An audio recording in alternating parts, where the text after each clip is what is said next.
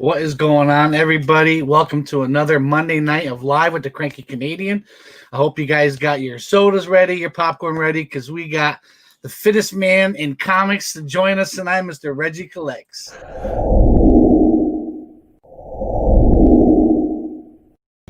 I'm Streetside Anthony, and you're watching the Kranky Canadian. All right, everybody. So without further ado, I'm going to introduce my guest, Mr. Reggie Collects. Man, say what's up to the people. Good evening, good people. It is good to see you guys. And once upon a time, I was possibly the fittest man around. Now I am just a YouTuber and a father. So there you go. Yeah, for the father part, I'll do that to you. That's what I always say. People don't say what happened to you. I became father. Yeah. Yep. All right, we got a bunch of people in the chat. I want to recognize who we got in here with us right now. So we'll go with Wesley's Comics. What's up? My buddy from Canada, Rocco Masudi, actually said that this is the first time he's watching Live with the Kranky Canadian. So welcome. It's a little late to the show, but I'm glad you're here, and hopefully you enjoy it and you come back. Sean Miller in the house, my brother Otto, 3 Men in the Basement Brethren, watching from the Grotto. Uncanny Swag, Louis the 13th, Chinmo. Let's go scroll down. We have Amy Nieves from my close friends from Alaska. They're very busy. They're getting ready to move into their new shop, and good luck to that for sure. She stopped in earlier, going to watch on a rewind. Johnny Dakota, Michael P., Joey doing deals. All right. Let's see what else we got here. Copy 801. Mac 1413 Joe, John Storm 01, Sparks Comics still showing books as he's in backstage. Sean Miller, Gene Malo, BX Boxer, what's up, brother? If I miss your name, guys, and I won't buy it, I apologize. Just keep in the chat, and we'll make sure we hit you up. Terry JSA, Connecticut Comics from down the street. What's going on, my man? Emerald Knight, Chris, how you doing? Thanks for joining us. Dave Levesque, the brother in the house, the man who's the T-shirts to the stars. Kid Collector Comics. Wookie Fodder 80, Wobbles, New Village Comics, and Jeff. So I think that's up to speed. We got about 40 in here with us. If any of you guys at any time have any questions for Reggie, and I'm not moving fast enough for you, hey, go ahead and put it in the chat, and we'll try to answer whatever we can. Guy Forge in the house, the coworker Zeus Ortiz in the house, Paul PC 1974. All right. So, Reggie, tell a little people about where you're from, a little about your channel, your YouTube channel. Don't tell them too much because I got a lot of questions for you. But, Well, I'll try to keep it brief.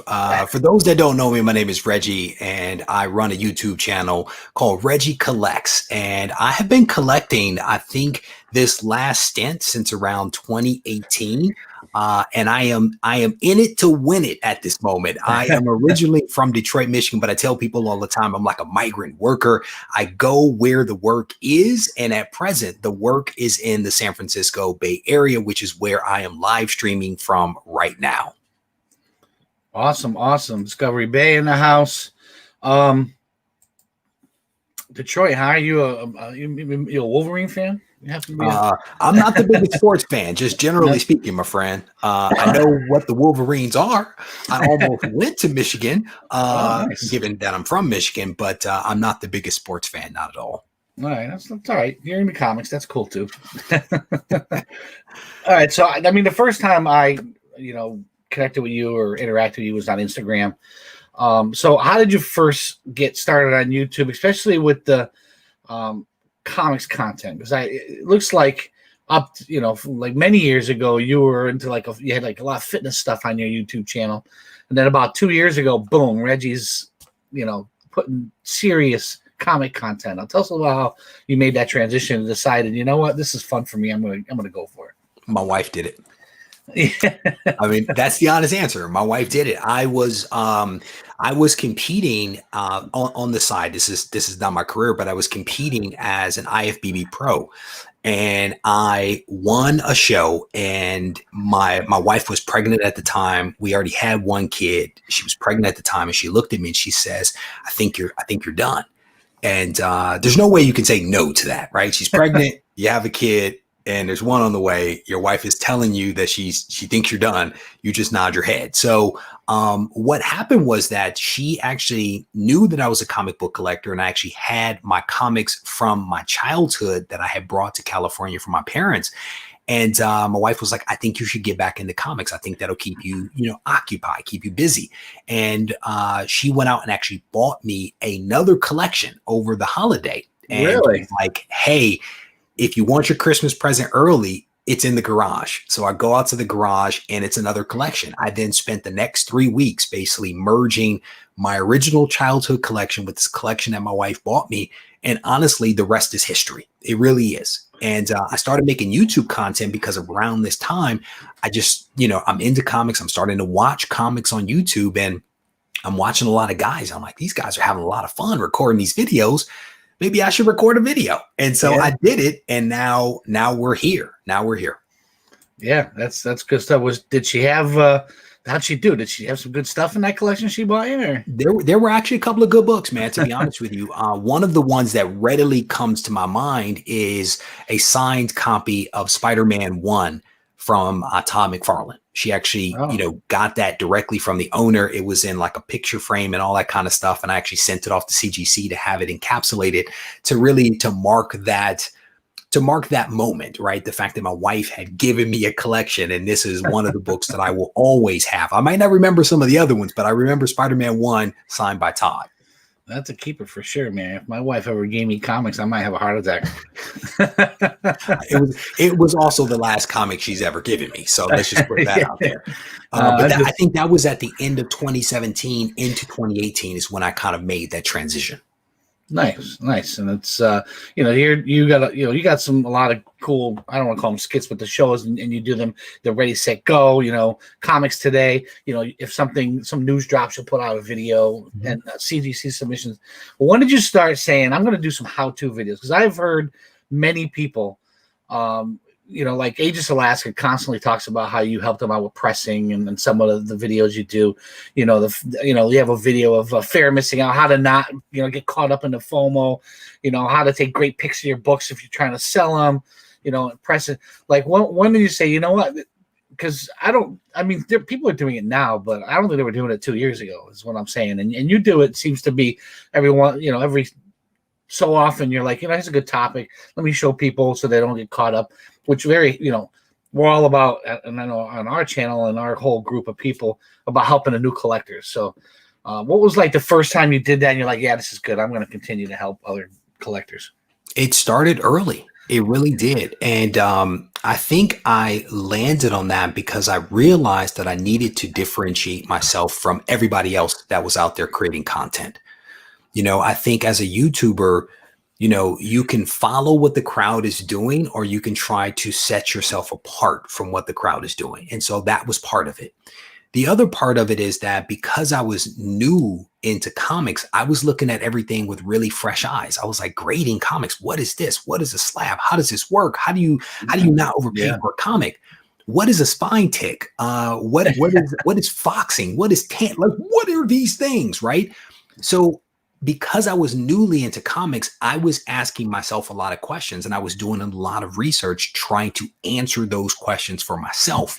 And in the spirit of trying to differentiate myself, I realized that if I had these questions, other people might have these questions. And so I started creating videos to help other folks. And I think one of the very first series that I created was my lingo series. And it's basically comic book terminology. And I think I would do things like, what is a spine tick? What is a spine roll? What is this versus that? And the goal was honestly to put out content that answered the questions that I actually had, with the hope that maybe that content would help someone else. Right. And that was, again, in 2018. Fast forward to 2021. I'm still doing the same thing. And I think, I may not have all of the questions now, but what I do is I talk to a lot of people and I listen for what challenges they're facing. What problems are they having? Can I create some content? There's a lot, There's a lot. There's a lot of problems. There's definitely a lot of problems. And there's a lot of people who don't look out for the new comic book. You Yep. know, we talk about it all the time. When I first started, I was on Instagram, and like I'd have questions, or I'd go to buy a book, and luckily, first thing I would do is take the handful of people I knew at the time I trust, and say, hey, have you ever bought from this guy? Is Yep. this legit? Can I trust him? Yep. And if I didn't have enough people go, yeah, you're good, I wouldn't do it. But not everybody's like that. They see all this stuff out there. Oh, he's got 2,000 followers. He must be okay to buy a book from him. He must be okay to trade with. And all of a sudden, his book got lost in the mail. And so I think it's key for you, when you do things like that, and for people like us to look out for the news. So I applaud you for that, for sure. Thank you. And I do videos on that very topic right there. How do you trade? How do you trade comics? How do you buy outside of like eBay, and to do it safely? And so I literally offer people tips because I've sat down and I've thought about it. What would give me comfort to do deals with somebody that I will never meet face to face? Right. And so it's like, my thing is, I never tell people what to do. I don't do that. I give you a few things to think about and a few things to consider. And in that space that I create, my thing is, I think you're going to come up with something that actually works for you. Nice. I like it. So when you first started out and you were like, I'm going to do this, and who were the first channels that you were watching? Like, who are your go-to shows to say, okay, how much? I mean, we all start with an idea, and then it kind of molds itself as you go. You find out what you're good at, what you're not good at, what hits, what people watch. Who were you watching when you first started out? There were several people. One of them was Sell My Comics, and they're Canadians, right? One of them's in Canada. The other ones are, I think, are in the US. But Sell My Comics was one. Jim Mint was another guy I watched every morning having breakfast. I was watching him. Don't buy statues, but I watched some Jim Mint. I watched ETA Nick. I watched Reaper Tate. I watched Luther Manning. Those were like the 4 or 5 people that I watched on a regular basis. Jim's Comics was another. There were Silver Age Dave. That's another guy. I mean, I watched all these guys. And again, it was me just absorbing information as a comic book collector and just enjoying what they were putting out. Yeah, I mean, that's how we all start, right? We watch people, we see what we enjoy, and you go, you know what, this is part of the community or the content that I can actually add something to, and it kind of goes from there, right? Yep. So you ever, I mean, you sell comics. I mean, you collect, but you also sell. You ever think about doing an auction on your channel? No. Never did one ever, right? Mm-mm. Just not something you're interested in, or just don't have enough backstock to. I have 100,000 comics. All right, so I have plenty of backstock. You got plenty of backstock. Yeah. For me, it goes back to something that I just said. It's about differentiation. If everyone's doing auctions, then what makes your auction different? Yeah. I sell things, but my goal is not to put it in someone's face all the time. And that's not to be offensive to anybody that does auctions. Again, my thing is, I like to do something different. If everybody's going left, I'm going to go right because I want to see what's down that path, Sure. And so I've never done an auction, and I'm not saying that I won't, but that's just not something that I want to do on my channel. I would rather do a video and give away a bunch of stuff before I do a video to sell a bunch of stuff. Okay. I can respect that. So you have both your YouTube and IG. Which one, I guess how did you, because right now it looks like your Instagram is basically you can share your comics and stuff like that. Is that what you've made? And then your YouTube is your videos. Do you ever, how do I ask this question? Like, what do you put more effort into, YouTube, Instagram? I put more effort into YouTube by far. I would say that Instagram is my preferred platform and has been for several years, and has been my platform since I was doing all fitness stuff, right? Because if you think about it, whether you're talking about fitness or you're talking about comics, both of those things are very much visual things, right? Yeah. And so early on, what I did is I separated my Instagram, my personal fitness stuff, from comics. I wanted those two things separate.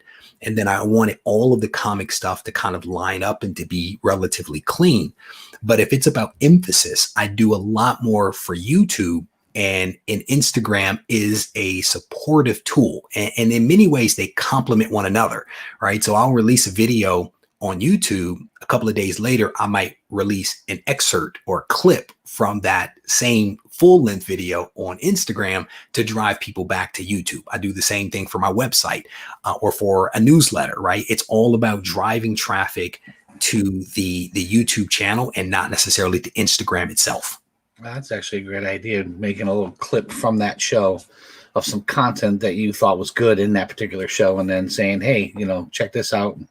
I mean, I know that the boys at Spine Ticks do a lot of clips, and most of that's making fun of other people. Those are mostly memes, and majority of them were me the one night I went on there after having too many cocktails. So, Instagram is a great platform. It really is. And so I'm a big fan of leveraging the platform for what it is. And what it does allow me to do is to reach a lot of people and to put some things in front of them, right? They may not be on YouTube every single day watching the videos that I release, but a lot of people will sit there and kind of scroll through their Instagram feed, so I can put a direct back over there. I do sell a lot of books, and I actually, I use my gallery for books that are in my personal collection, or if I'm doing a giveaway, or if I want to say something important. I use my story to kind of promote books that I might be selling, and then I direct people from the story to the website. And the reason for that is that the story stuff expires after 24 hours. Right. So it allows me to keep my gallery relatively clean and straightforward for more permanent, evergreen content, and everything else goes into the story and it expires after a certain period of time. So it's how I've kind of organized my life so that people don't send me messages about a book that I have in my gallery. Is that for sale? Because I never post things for sale in the gallery. It's a way of keeping everything organized and clean. Oh, nice. All right. And you mentioned this bad boy, your ReggieCollects.com. When did that come about? Like, how far into this doing YouTube and really being into comics, out in front of it, did you get this website? So by way of background, I'm actually a former web developer. So back in the day, back before, there were all these apps that could, or websites that could build other websites, I used to do coding. So HTML, Code Fusion, ASP, JavaScript, all that kind of stuff I used to do back in the day. So and I'm also a marketer by trade, and I have an MBA. So I'm always thinking about, how does this lend itself to that? How does this lead to this other thing, right? So I always wanted the website. That was always going to happen. It was a question of when was the right time to actually launch it and what would it actually do? And so about a year ago, I actually finally sat down one weekend and built the website, launched the website. And again, like Instagram, it is another tool that is designed to do two things. It is designed to drive traffic back to the YouTube channel, and it's also the platform through which I sell the vast majority of everything, whether it be raw books, graded books, or merchandise. It all gets sold primarily through the website. Nice. I think I was checking it out. A nice, clean website, easy to navigate through. Sometimes you get those websites and you're clicking. It doesn't take you anywhere. So I want to give a shout out to Mr. Lenny Cerna. Keep it real, Roger. I had the pleasure of meeting Mr. Cerna, who's from Florida. He was up here doing some business. Otto and I had dinner with him, and Michael Raphael was his partner when they were in Connecticut. And great guy, great attitude. Came from a corporate world, and now he does comics presses and cleans, and that's his business. So why don't we give Mr. Cerna a little super chat.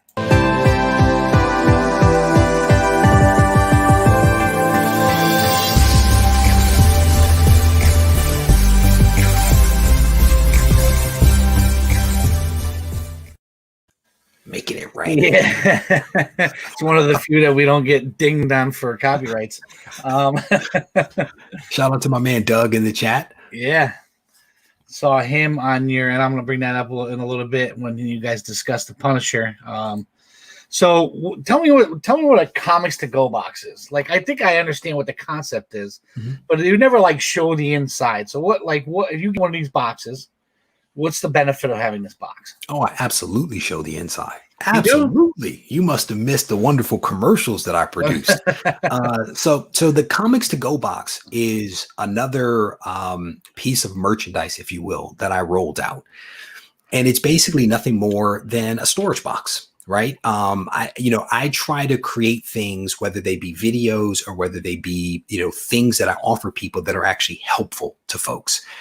So the Comics to Go box is basically a transport box. It is something that you can throw in the trunk of your car that allows you to go, pick up your comics on New Comic Book Day and to get them home safely without banging them up, without trying to hold them in the seat next to you, without putting them under the mat.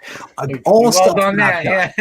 All stuff when you try to hold them, you try to put them in the kid car seat and you kind of, put the seatbelt around it.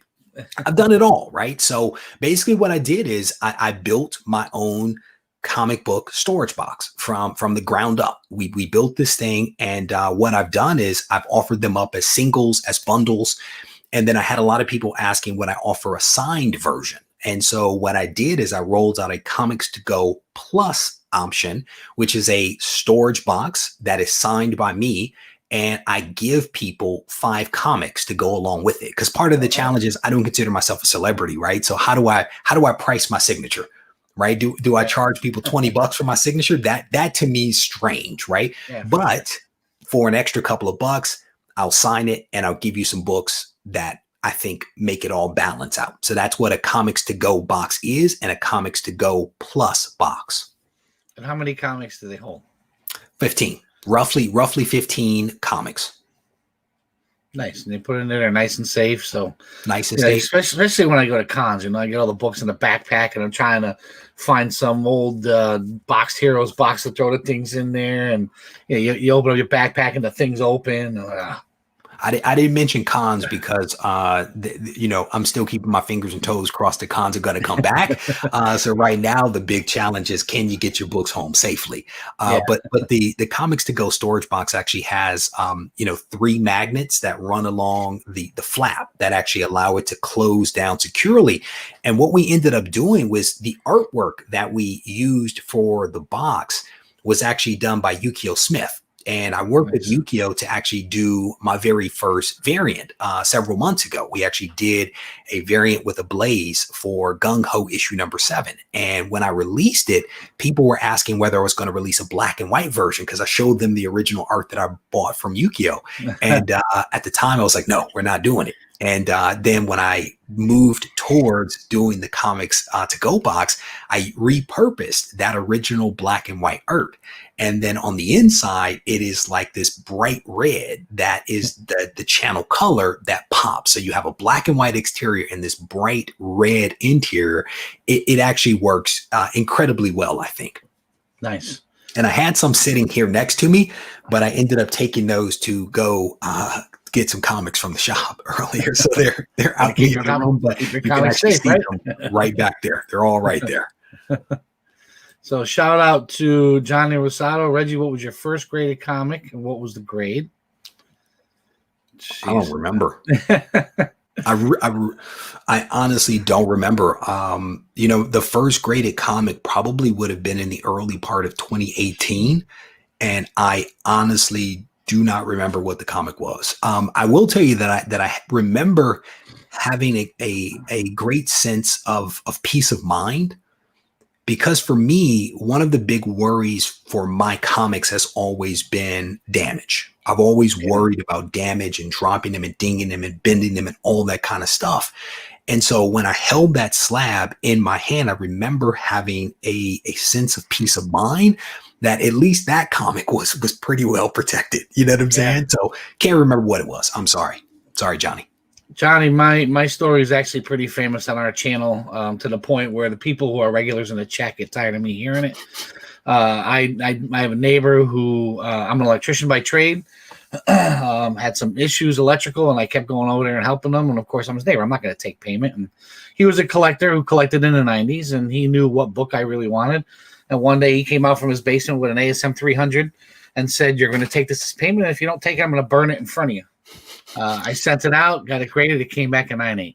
Wow, that's awesome. He bought it off the rack and had it in his in his collection from the beginning. So that was my first grade, and Usually it's over here behind me, but I got Catwoman there today. That's awesome, man. My first book was probably something not as spectacular and probably like super cheap, because that's what I was super cheap when I came back in. It's like $100 for a comic book. No way. Yeah, I tell that story. Everett and I was going to. Everett's the one who got me into comics. I was, when younger, I liked the TV shows and stuff. But about 10, 11 years ago, our kids started playing, football together at 5 years old. And he says to me, "You want to go to a con?" I'm like, "What do you mean, like comic books?" And I've been hooked ever since. But I remember walking around and one here in Connecticut, and I'm like, "Oh, first appearance of Harley Quinn." I'm like, "I'm not paying $100 for this." It's like, oh, what are you gonna do? Look at it now. Look at it now. I was in Plainville, Connecticut for a while, man. Yeah. Yes, sir. It snowed 28 inches when I was there. Like, you lived here? Or you just got stuck here? No, I lived in Plainville, Connecticut, brother. You did? For how long? 8 months. Basically, I was there before it got cold, and I left as soon as it thawed out. How long ago was that? That was, oh, brother, don't get me stuck on years. So I've been here in California for a little over 6. So it was right before that. So my wife and I met down in Florida. We went, I moved her and I for work up to Connecticut. And we were there, like I said, for roughly 8 months, and then came to Cali shortly thereafter. It was brutal. 6-7 I remember trying to shovel the snow with this little plastic shovel that I picked up from the grocery store. And I'm from Michigan, so I know cold weather. And I've lived a lot of places since then. And I was like, this cold is awful. I got to get out of here. That's funny. That's yeah. Well, I have a couple of questions for you that I'll save for after the show. But I used to have a house in Plainville, and actually, back in my early 20s, the hockey rink that I played at was in Plainville, so spent a lot of time there. But so forgive my ignorance. So I'm just going to ask you, instead of trying to find out, what is a gibbon? Well, I mean, I'm trying to put together the name, and what's a gibbon? And Amazing Spider-Man issue number 110 is the first appearance of Marvel's greatest superstar, that being Martin Blank, aka the Gibbon. Okay. And the Gibbon is just a phenomenon. It really is. I mean, as a marketing guy, I could not have come up with a better marketing campaign. I'll be completely honest. And I say that because I made, during a live stream, and if you do live shows, there's a lot of you use a lot of words. You say a lot of stuff, and you don't always remember everything that you say. But I was going through some comics, I think, and one of them was Amazing Spider-Man 110, and I made an offhand comment about what's a gibbon anyway, or something to that effect. For like the next 3 weeks, all people wanted to talk about when they came to my live stream was about the gibbon. People were sending me messages and emails describing what gibbons were, and Wikipedia pages describing gibbon. It was interesting. And for a very long time, I tried to resist the gibbon. And then once I realized that he was not going away, I just completely embraced it and got on board with the Gibbon gang. Okay. I'm glad I asked. I wouldn't want to know. I see it. I'm like, what is the Kitten gang? And I was trying to put them together. I'm like, I'm gonna have to just ask them. I'm sorry. You can't. I mean, because again, it's a super organic thing, and so basically, people that subscribe to the channel and that end up buying Amazing Spider-Man 110 become part of the Gibbon gang, and it's fun. It is nothing more than people that are associated with my channel having some fun. And at the end of the day, that is what comics should actually be. Yeah, absolutely. And I'll tell you, there was one thing that really freaked me out. We actually, there were so many people that were buying Amazing Spider-Man issue number 110 that it actually drove up the price of that comic. And I think in one of the pricing services that comes out, they highlighted that the price had gone up like 300%. That actually scared me. It actually scared me that a YouTuber could influence things like that. And for a while, I actually stopped buying the book because I did not want anyone to think that I was manipulating things, so I stopped buying it. And if I did buy it, I would buy it not online. It would have to be copies that I would buy from dealers or private people versus via like eBay or something like that, because I didn't want to artificially inflate the price. And that's just me trying to be aware of the comic book community and certain sensitivities. Sure. Great little message here from Noah, who's a friend of the channel. Reggie, thank you so much this summer. I sent me a direct inspirational message to YouTube during a tough time. Made big impact. Thank you. So, that's the kind of stuff that makes you feel good. Yeah, Noah had sent Ever a private message or a note with a AOK talking about how the channel and him and his dad enjoy it together, and we kind of shouted out his dad. And it goes a long way, man, when you take time to communicate with the people who appreciate your channel and what you're putting out. And to me, it also just makes it fun. You can't call yourself a member of the community if you're not part of the community, if you're not talking to the people, if you're not responding to the people. And, it's just, why not? Why not take, 2 minutes and be nice to somebody, and, it's something that I've been doing from the very start. And I hope that I never get too busy and move away from that. Yeah, for sure. For sure. We'll let you know if you do, Reg. Yes, the Giving Gang will. So I noticed on your website you have a blog. Like, I haven't had a chance to check any of those out, but the other night you had a great conversation with Doug Bratton. You brought him on to talk about the whole Punisher thing and the ridiculousness of that logo. People asking for that thing to be retired. He was very well. And you made a comment that I thought I heard you say that he had a blog on your website. So so is it something that people write into you and you read it and say this would be a good part of the blog, or it's just you have certain people that you trust to write for your website?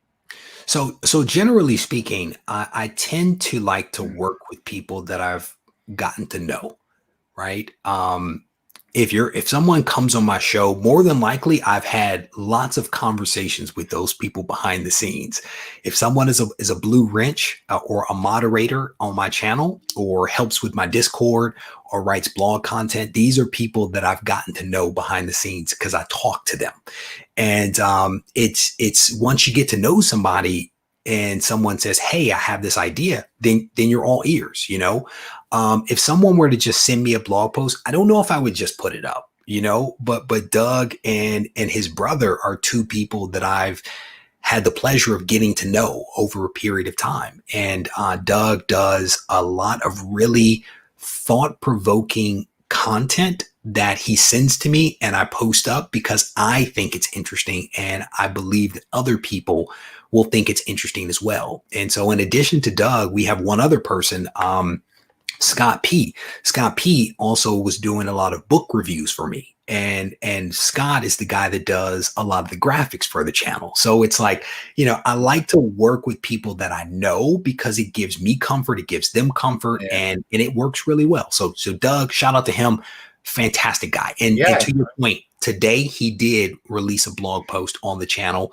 talking about the Punisher, and I think it was like the cross, the swastika, and the Punisher logo. Actually, I think it was Punisher, cross, and the swastika lessons Marvel can learn, or something like that. And it's a really thought-provoking blog post, so I definitely encourage people to head to reggiecollects.com to check it out. Yeah, I mean, he didn't have a hell of a lot of time to really articulate what he wanted to say, but he did it very well on your show that night. And yes, he did.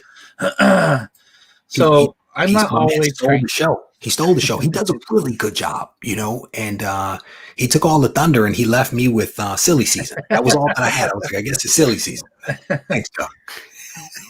Coco, I'm not always cranky. So back in the day when I first started working construction, I'm usually, when you come in the room, I'm the guy that's laughing for no reason at all. So one of the guys, kind of like you call a really big guy tiny, like, hey, here comes the cranky Canadian. So it kind of stuck throughout there. So when I was looking for a name for this, I was like, that'd be a funny name but then I went on to this rant. It became this Roger rant that I get every once in a while when someone, I buy a book and it doesn't come for a month, or they ship it to me and it's in a soft envelope and I just bought a mystery box around.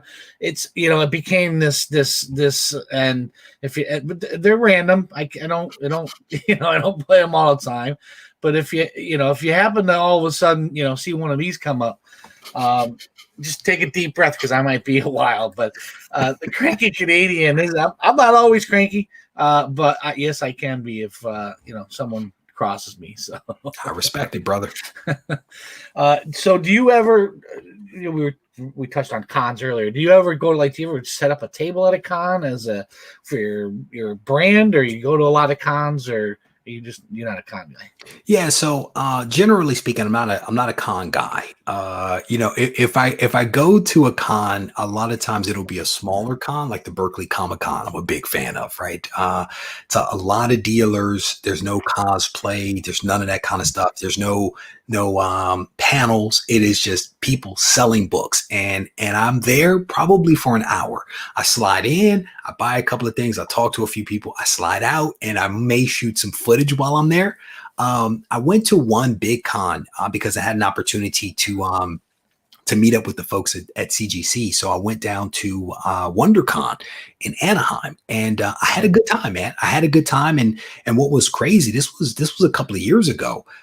When I was there, several people actually recognized me, so that kind of threw me for a loop, But what I will tell you is, and I talked about this on my channel recently, and I also talked to my wife about it.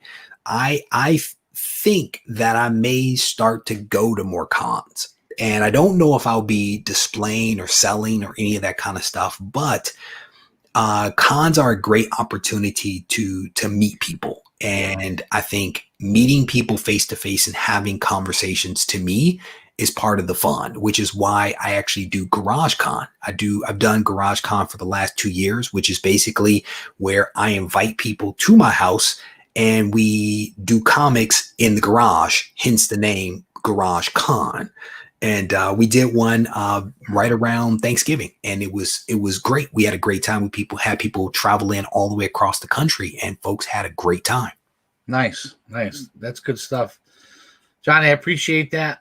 Live stream special guests are great. Thanks for the content. I love doing them, especially when I get to have guys like Reggie on here that normally, because of distance, we wouldn't get that opportunity to talk, the Unknown Comics Rant. Yeah, that was the most infamous one when I got their books and it looked like an elephant had stepped on them, and they told me to go pound sand until they got a little backlash from the community.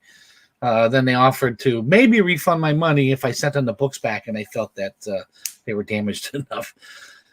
So what's funny is you say the Garage Con is what you call it, because here in Connecticut, for us East Coasters, us three men in the basement have been doing this thing called the Connecticut Comic Crawl.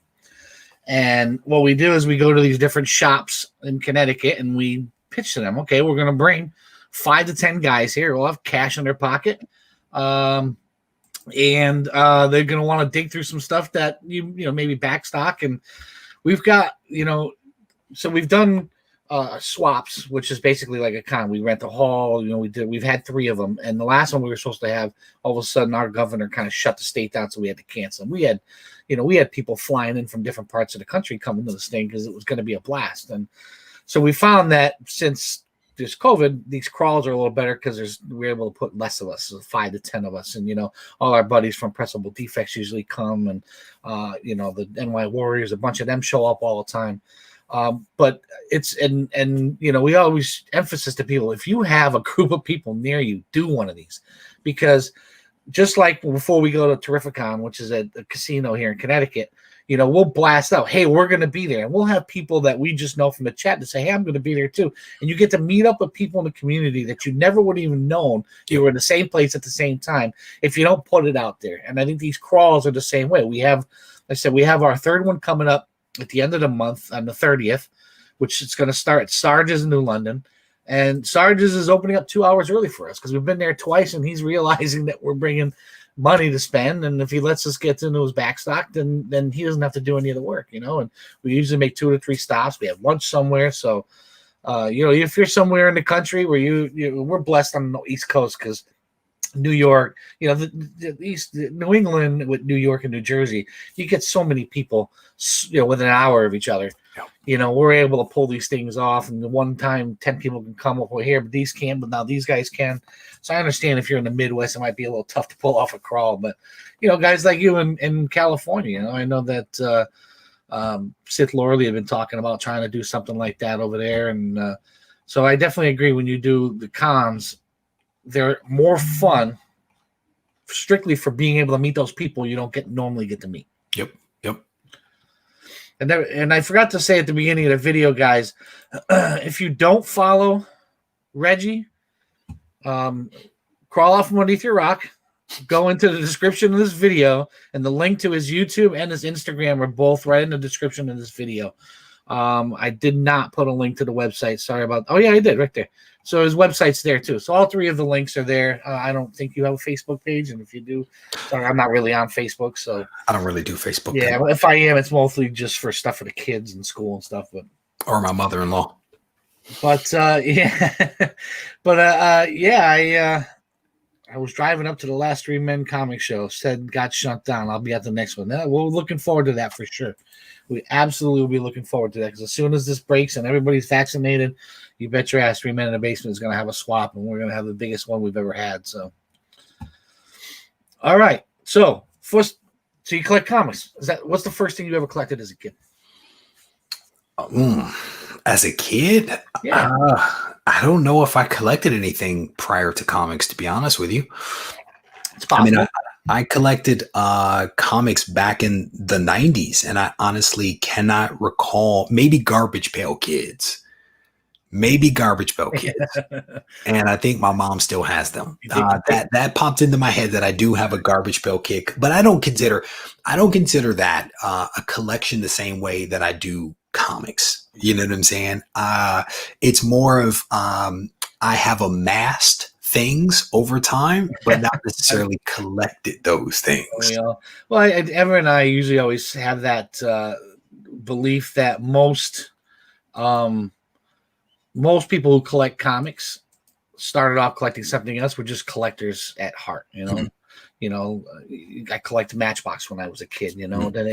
then they went to something else. I collect watches. I collect pint glasses. But you know, some people they just like comics. So again, with me being a little bit of a migrant worker, that is very that doesn't work. Like collecting, amassing lots of stuff doesn't work when you move every couple of years. So I get rid of a lot of stuff, brother. If it hasn't been touched or been used, it's got to go. Sorry, and that's part of the reason why I don't really have, nor did I really collect when I was younger, because even when I was younger, we moved a lot as a family. So that's like part of it. Yeah, a little tough to keep packing up stuff when you're just collecting just to collect, right? You see what I'm saying? And that's why, again, when I think about collecting, comics are probably the only true thing that I've ever collected. I've amassed a few different things at different periods and then let them go. But comics have been something that have been with me consistently. Interrupted by time is probably the best way to think about it. Gotcha. What's up, T. Ravis? All right. Favorite comic in your collection? The last one I bought. That's a brilliant answer. I like that answer. Always? No, the favorite book in the collection is probably, one of the books that is hanging on the wall behind me, more than likely the AF-15, because that is a book that I've wanted for a very long time. So it would probably be that book. And then the last book that I bought would be also the favorite. That's funny. It's true. Yeah, I mean, that's, would you ask anybody, you ask many of the comic collectors out there, they'll probably give you the same answer, So you do your YouTube channels, comics on Instagram, comics. I think if you scroll back far enough on your Instagram, you see a picture of your beautiful family. Okay, that I know those things about Reggie. So what's something that I don't know about Reggie just by looking at your social media? I mean, that's hard, man, because I tend to post and use in my videos a lot of life things, whether it be career things or family or extracurricular activities. So it's hard to know. But I think, one of the things that I would touch on is that I am a family man, right? I have 2 kids and a wife, and love them all very dearly, and they're doing very good, keeping quiet in other parts of the house. So I'm very thankful for that. I think that a lot of people probably know that I am an IFBB pro, right? same league as like Arnold Schwarzenegger and Lou Ferrigno and all that kind of stuff. I don't compete anymore. So some people know that. Some people might be surprised by that. I don't know what else. I don't honestly know what else. I think I'm surprised by that one. I mean, I knew you were into fitness and all that, but I didn't realize that you competed. Yeah, man. I was an amateur bodybuilder for 3 years in the NPC, and was fortunate on because I basically did 3 shows per year and typically did 1 photo shoot. So in my 3rd year, 3rd show, I ended up turning pro. And then I competed for a few more years as a pro. And in fact, I brought a little something for you. This is my little man. Nice. This little golden man right here is the trophy that I won when I turned pro. And you can see right there, I got 2nd place. And I was not at all happy about that. And I got 2nd place. But yeah, in that specific show when I turned pro at midnight, one guy beat me out. This guy named Everett Otto is the guy that beat me out. And when you looked at us on stage, we honestly had the same physique. It was the same physique, you know. You're telling that was his real name? That was his real name. Stop it right now. That was his real name. So another Everett Otto, not part of 3 Men in the Basement, is the guy that beat you in a competition. Not unless your Everett is a black guy that's like 6'1". No, but he was pretty heavy into lifting, but nothing like competing. And we actually were competing in I think it was Teaneck. Was it Teaneck? It might have been Teaneck, New Jersey, where we were competing. And yeah, man, we were standing on stage, turned pro at like midnight. And it was a great show. And again, same kind of physique, big shoulders, tiny waist. And, you know, he was a little bit darker than I, but basically the same physique. So a lot of people are like, why does he introduce himself as a friendly neighborhood bodybuilder? It's because I am an IFBB pro and actually competed in several pro shows over the years and actually won one, which is why when you look at the thumbnails on my channel, there is me holding a sword. That is actually a photo shoot that I did in Los Angeles after winning a pro show. I won the tournament of, was it the Tournaments of Titans in Culver City, and actually won basically a 4-foot sword and did a photo shoot in downtown LA. Everett's on here. He's like, you gotta be kidding me. That's some funny stuff. But now I'm just a dad. I'm just a dad, man, and a YouTuber. That's it. You know, I still work out, you know, occasionally I do my cardio pretty much every day and lift and stuff like that. But I'm not nearly what I was, which was, you know, on stage at 205 pounds at 3% body fat. I'm definitely not that anymore. Yeah, being a dad's better. Brother, man, say it again. Say it again. Being a dad is better. It is the best job I will ever have in my entire life. I'll never give up being a dad to go back and play hockey again. Brother, it's the best feeling, you know? Yeah. And I remember, man, I was on stage at that show competing, and there was a photo where my wife walked down to the stage when I was on the stage. She walked down to the front, and I'm looking down at her, and she's taking a photo of my boy on her back. And so she's pregnant with one kid. She's got my boy on the back and she's taking a photo, and he takes his sippy cup out of his mouth and he has this look like, why is my dad up there with no clothes on? And it's just a classic photo, man. It's a classic. That's funny. Shout out to E-Rod for joining us. That's a great story. So my next one was going to ask you, and I don't know if you just showed it, but you know, we had talked about when you're doing your show, you've got to stay relevant. Your stories, you try to put content out that's new and refreshing because you want people to come back. It's kind of the reason why I started Live with the Kranky Canadian, so I didn't have to worry about being relevant in today's comic collecting or anything like that. We can just chat. So with all that, you know, trying to stay relevant on your channel, what's something that in your collection that you would love to be able to show off, but it's just really not relevant in today's collecting or relevant to the shows that you're doing that you don't normally get to show on your own channel? Yeah, I don't know. I mean, part of it would probably be that trophy that I just shared, you know. Show it again. Because in the early days of starting my channel, I actually talked a lot more about bodybuilding and little plastic, little cheap thing. I actually spoke a lot more about bodybuilding and about fitness in the early days of my channel, just because it was still something that was fresh in my mind. I was still literally training twice a day as if I was going to get back on the stage again. And so it was like ever present, you know. I mean, I was always in a tank top. I was like sweaty because I was like either from the gym or about to go to the gym. So I was always in the tank top. So fitness was front and center.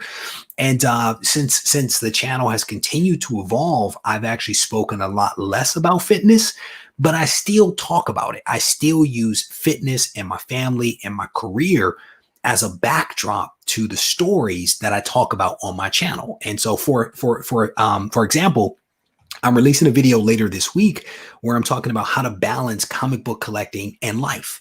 And so I have in there a couple of examples around how I balance what I do in this room and what I do outside of this room in other aspects of my life. And so I try to weave that stuff in, but I don't get a chance. I don't think I've ever shown this trophy. I've shown a lot of other trophies and my sword, but I don't think I've ever shown the Golden Boy. And Doug just said, even Doug, like, I didn't know that story, learning it from here. That's why we're here, bro. That's look at that hair. Canadians all about. Look at the hair. It's perfect. You know, I don't even have any hair, you know, but I have a ton of these trophies from shows that I've competed in and won and all that kind of stuff. That is funny right there.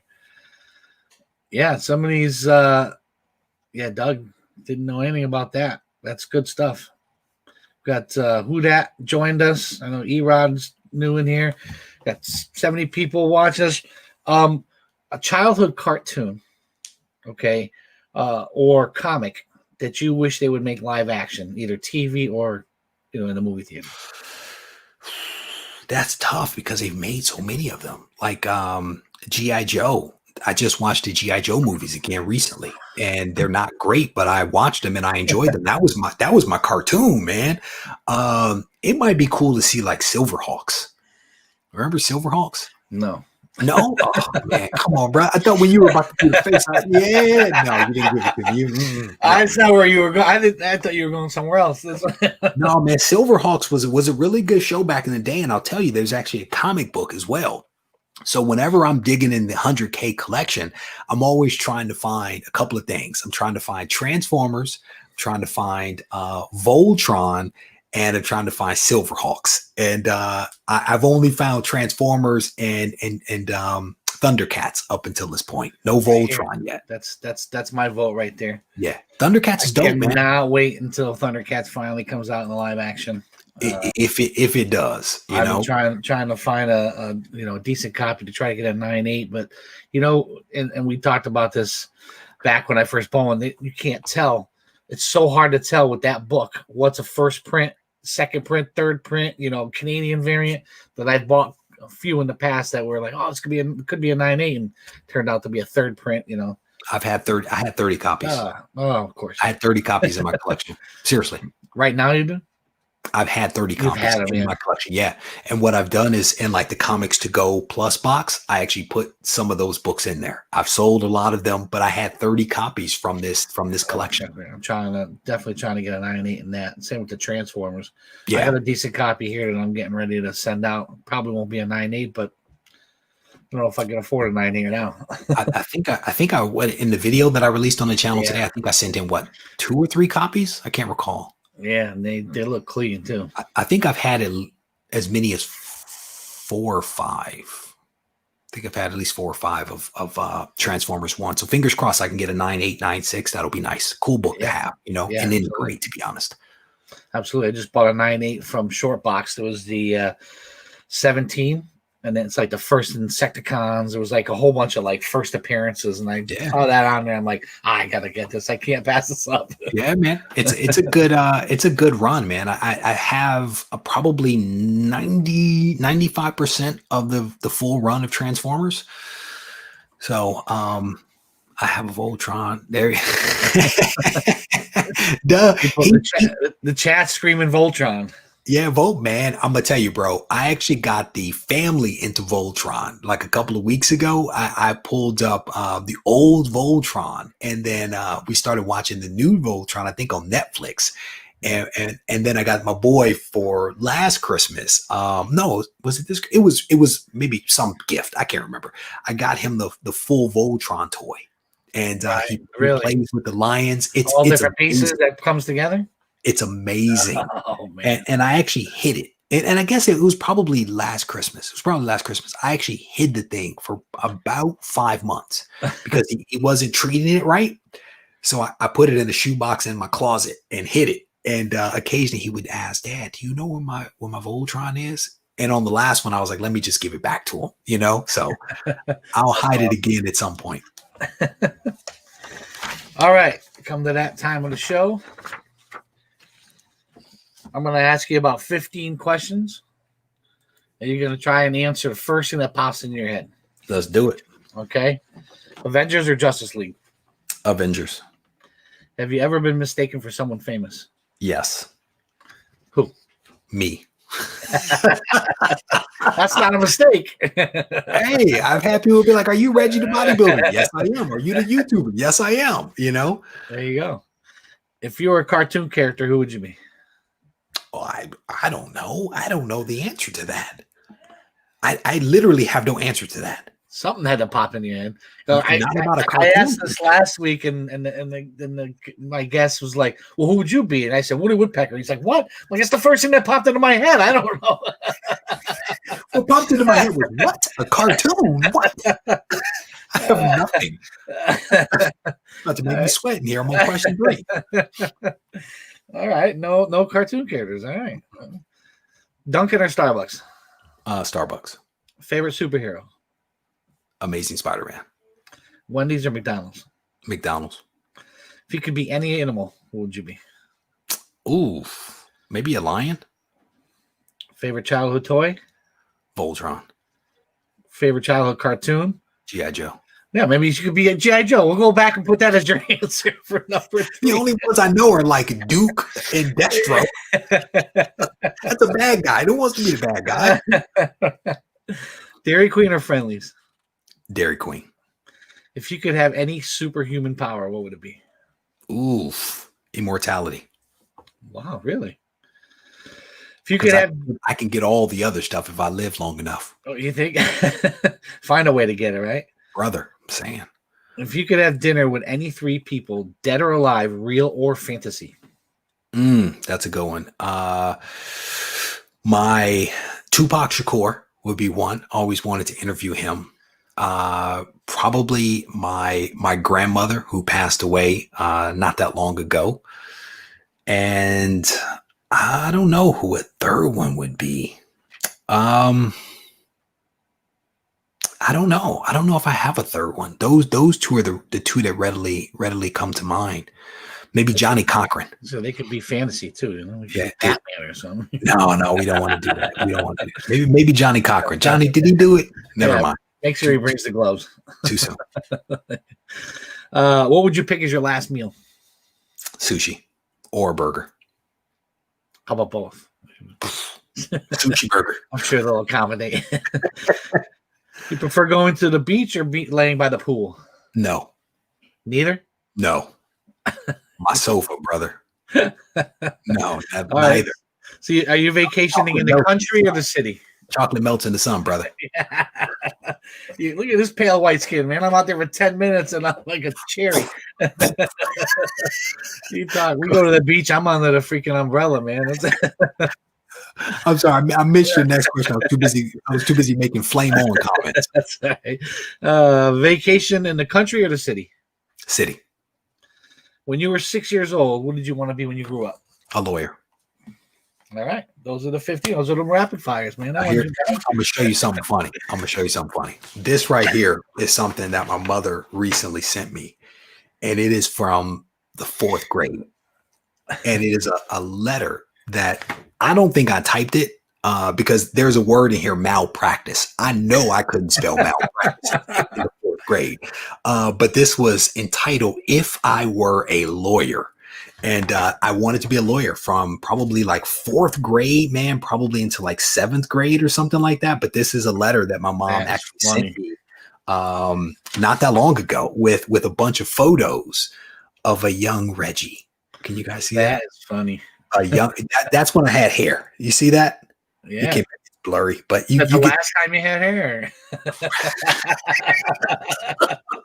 brother. It went when I was in the barber chair. I think I was like 25. The guy was cutting my hair, and he said, "Yeah, when my hair started to thin, I just cut it off." And I remember thinking, "You must not like money because I'm never coming back." Yeah, I can shave it myself.